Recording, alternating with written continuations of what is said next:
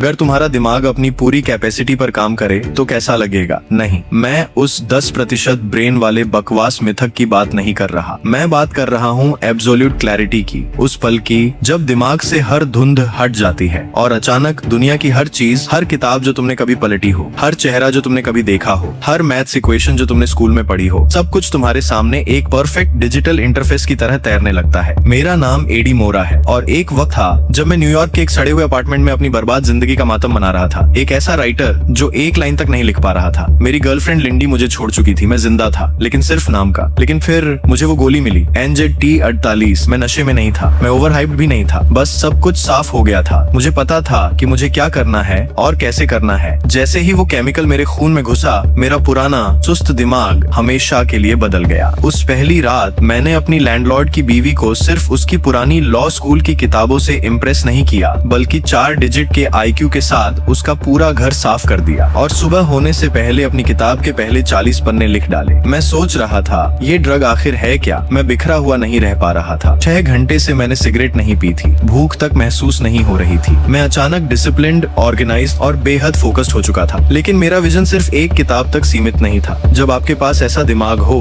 जो पैटर्न्स को उनके बनने से पहले देख ले, तब आप सिर्फ कहानियां नहीं लिखते, आप दुनिया को मैनिपुलेट करते हैं। मैंने वॉल स्ट्रीट को अपना अगला चेस बोर्ड चुना। मुझे कैपिटल चाहिए था और बहुत जल्दी चाहिए था। इसीलिए मैंने गेनाडी नाम के एक खतरनाक रशियन मोबस्टर से हाई इंटरेस्ट लोन लिया। बहुत रिस्की मूव था, लेकिन जब आप 50 चालें आगे देख सकते हो तो हर रिस्क छोटा लगने लगता है। मैंने कुछ ही दिनों में हजारों डॉलर्स को मिलियंस में बदल दिया। शेयर मार्केट मेरे लिए जुआ नहीं था, वो सिर्फ एक मैथमेटिकल पहेली थी जिसे मैं हर सेकंड सॉल्व कर रहा था। और मेरी यही अचानक कामयाबी वॉल स्ट्रीट के सबसे बड़े शिकारी का ध्यान मेरी तरफ ले आई। Carl van Loon, old money, corporate king, power का असली खिलाड़ी। उसने मुझे इतिहास के सबसे बड़े एनर्जी मर्जर को डिजाइन करने के लिए रिक्रूट किया। लेकिन यहीं मेरी कहानी में पहला बड़ा ग्लिच आया। कोई जादुई तोहफा नहीं था, वो एक टाइम बम था। जैसे ही मैंने डोसेज मिस करना शुरू किया, दुनिया का रंग बदलने लगा। वो खूबसूरत गोल्डन टोन गायब हो गए। मैं वापस उसी ठंडे डिप्रेसिंग ग्रे अंधेरे में गिरने लगा। ब्लैकआउट शुरू हो गए। मैं एक जगह आंखें बंद करता और 4 घंटे बाद शहर के दूसरे कोने में खुद को पाता। तभी मुझे समझ आया कि वर्नन, मेरा एक्स ब्रदर इन लॉ जिसका मर्डर हुआ था, वो क्यों मारा गया। कोई और भी था जो इस सप्लाई को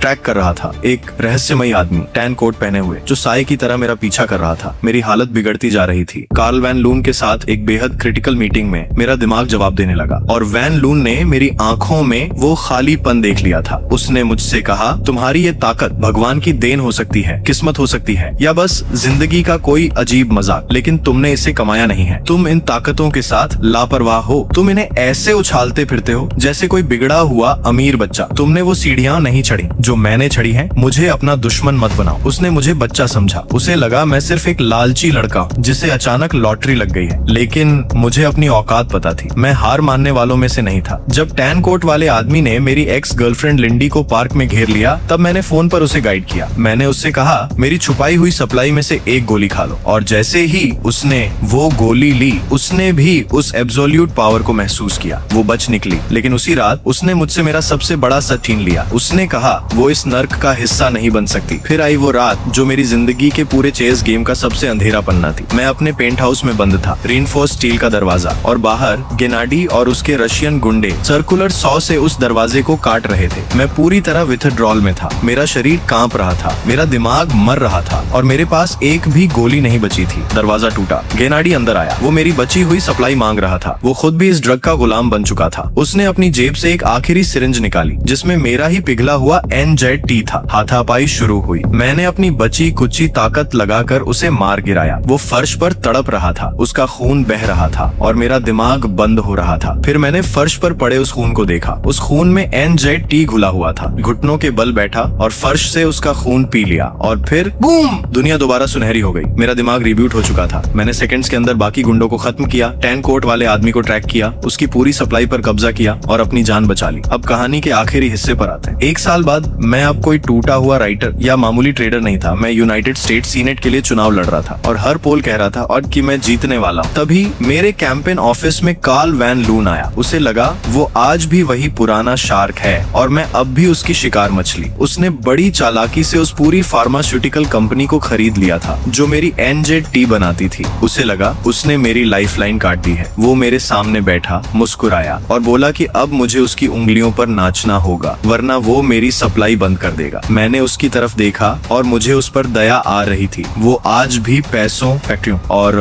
सप्लाई चेन की पुरानी दुनिया में जी रहा था। मैंने उससे कहा, कोई सिनारियो नहीं, मैं हर सिनारियो देखता हूँ कार्ल, 50 सिनारियो। यही चीज मुझे तुमसे 50 चालें आगे रखती है। मैंने उसकी आंखों में देखा, उसकी धड़कनें तेज हो रही थीं। उसके नर्वस सिस्टम के पैटर्न्स मेरी आंखों के सामने साफ दिखाई दे रहे थे। मैंने उसे उसकी आने वाली हार्ट कंडीशन के बारे में वहीं खड़े खड़े बता दिया। उसके ड्राइवर के बारे में एक ऐसी बात बता दी जो सिर्फ उसे पता थी, और उसी पल उसे एहसास हो गया कि वो किसी इंसान से नहीं, एक डेमी गॉड से बात कर रहा है। वैन लून बिना कुछ कहे वहां से चला गया। उसे समझ आ गया था कि चेस गेम बहुत पहले ही खत्म हो चुका था। लोग अक्सर मुझसे पूछते हैं क्या मैं अभी भी वो गोली खाता हूँ। मैं बस मुस्कुरा देता हूँ, क्योंकि जब आप एक बार मैट्रिक्स को रीराइट कर देते हैं तो आपको बैसाखियों की जरूरत नहीं रहती। मेरा दिमाग अब खुद वो रास्ता जानता है। मैं बहुत जल्द इस देश का प्रेसिडेंट बनने वाला हूँ, और ये बस शुरुआत है, क्योंकि जब आपके पास लिमिटलेस पावर हो तो पूरी दुनिया सिर्फ एक छोटा सा चेस बोर्ड बनकर रह जाती है।